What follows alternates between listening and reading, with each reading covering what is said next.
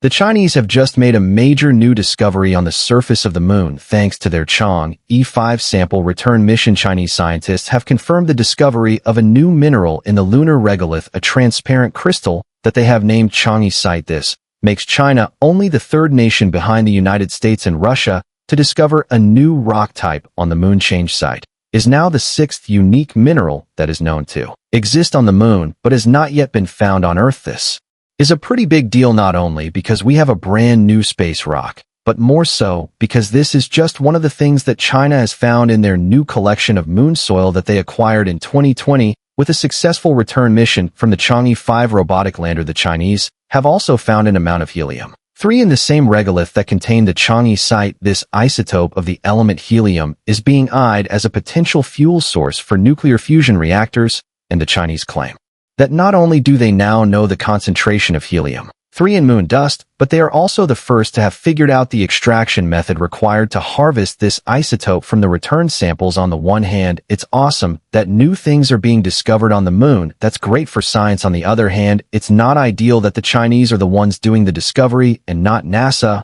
or at least some other space agency that is a little bit more transparent. If this is what has been announced publicly, then we're definitely left wondering what they aren't telling us about. So, let's talk about what might be going on here. This is the space race. So this particular discovery of the Chang'e site came from a small collection of lunar regolith, about 61 ounces of the dust and rocks from the surface of the moon gathered by the Chang'e 5 rover and sent back to the Earth in 2020.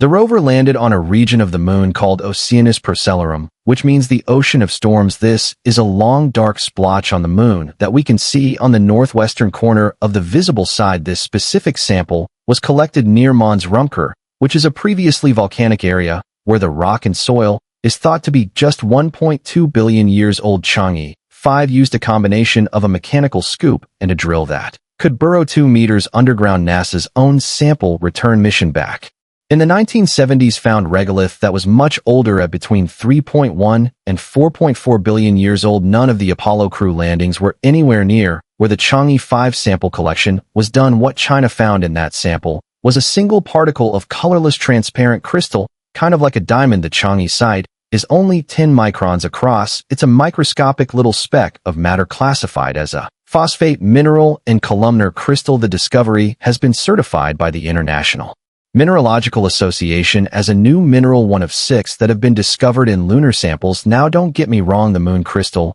is very cool and all, but the most important thing that China has found so far in their lunar sample is actually helium-3. This is not anything new. We've known about it for a long time. It does exist on Earth in very small amounts, but we're pretty sure that it is abundant on the moon. It's created by solar wind and cosmic radiation impacting the unprotected lunar surface. The moon has no magnetic shield to bounce off the radiation like the Earth does. The helium-3 is special because it has 2 protons and 1 neutron. It's unique as the only known stable isotope of any element that has more protons than neutrons. In theory, a nuclear fusion reaction of deuterium and helium-3 would generate 164.3 megawatt-hours of energy per gram of helium-3. It's a little hard to get a sense of scale for what that means. So the Hoover Dam outputs 11,000 megawatt-hours of energy per day. So according to my feeble math skills, that would mean just 67 grams of helium-3 would match the daily output of a gigantic hydroelectric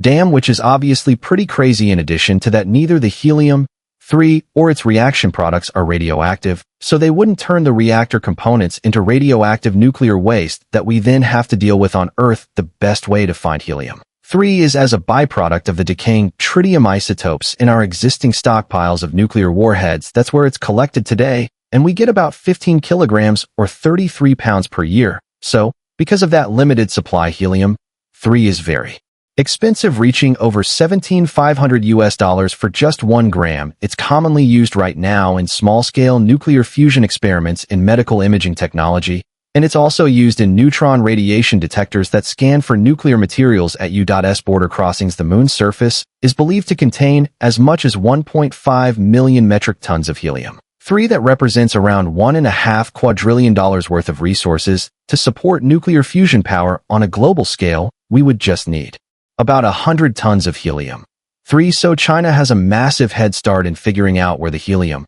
3 is located. They also have the Chang'e 4 mission that is on the far side of the moon looking for helium-3 deposits, and they are claiming to already have a method for extracting the necessary isotopes from the lunar soil. Of course, it still won't be easy to get enough of the helium-3 to really make a significant difference on Earth. The highest estimated concentrations of helium-3 in lunar soil are around 50 parts per billion. China says that they have calculations for the actual concentration based on what they found in their samples, but big surprise, they won't release those numbers. So based on what we estimate, you'd likely need to process 150 tons of regolith to harvest a single gram of helium-3. That is a lot of space mining, and then you need to get it back to Earth, which is also problematic. Also, just wanted to let you know about our Discord server. We've got over 1,500 members and host regular live watch parties within the community. We have some big events coming up for the first Starship launch, Artemis launch, and Tesla AI Day. So if you aren't already joined our Discord server using the link in the description, none of that is going to happen anytime soon. But it's not impossible either. China is deep into engine testing for their Long March 9 rocket, a super heavy lift vehicle that would rival the SpaceX Starship in terms of mass to orbit and interplanetary travel. Current plans for the Long March 9 to have a maximum payload capacity of 150 metric tons to low Earth orbit, 50 tons to the Moon, and 44 tons to Mars. The rocket's first flight is expected to occur by 2028 or 2029, and the expectation is that it will be used for Chinese crewed lunar missions sometime during the 2030s, so it's not like China wouldn't have the capability to establish a mining operation on the Moon, and they've already got the roadmap in play to get there after the Chang'e site and helium-3 announcements. The China National Space Administration announced full state approval for the next 3 Phase 4 lunar missions. Those will be Chang'e 6, 7, and 8. They are expected to begin launching as early as 2024.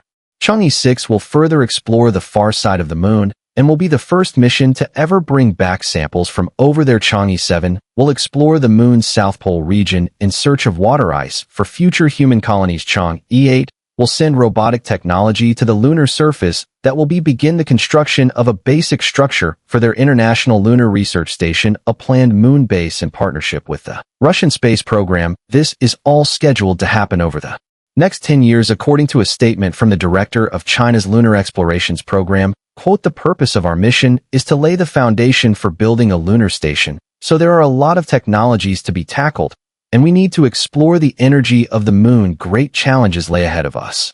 However, with our previous experience and an excellent team, I believe we will succeed." End quote. And on the other hand, we have NASA's Artemis program, their own mission to establish a human presence on the Moon. Artemis is supposed to put human beings back on the surface of the Moon in 2024 or 2025, or maybe 2026. I don't know, hopefully before 2028 at least. But things aren't going so well, and maybe the SLS rocket will get back on track and everything will be great, but maybe it won't. And if it doesn't, then that basically gives China free reign on the Moon for the foreseeable future, unless someone else were to step in. We know that SpaceX is sending their Starship rocket to the Moon. It's planned to become a reusable human lander for the Artemis mission anyway. So if NASA can't get their SLS and Orion system to work, then there's really no reason to think that the Starship can't just handle the entire job on its own. I think the only reason that Elon isn't talking more about this is that he doesn't want to hurt anyone's feelings at NASA. So obviously we don't know how this is going to play out. It's very easy to have ambitious dreams for space exploration and mining the Moon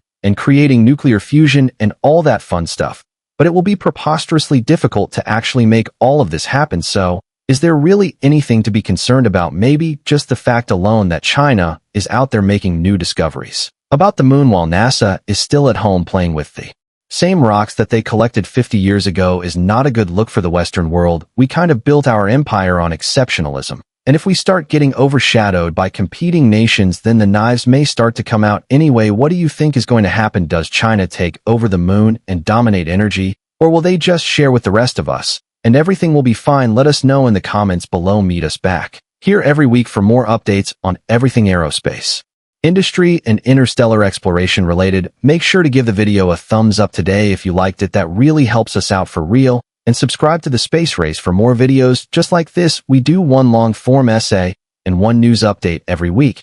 And if you'd like more, we've got 2 more on the screen for you right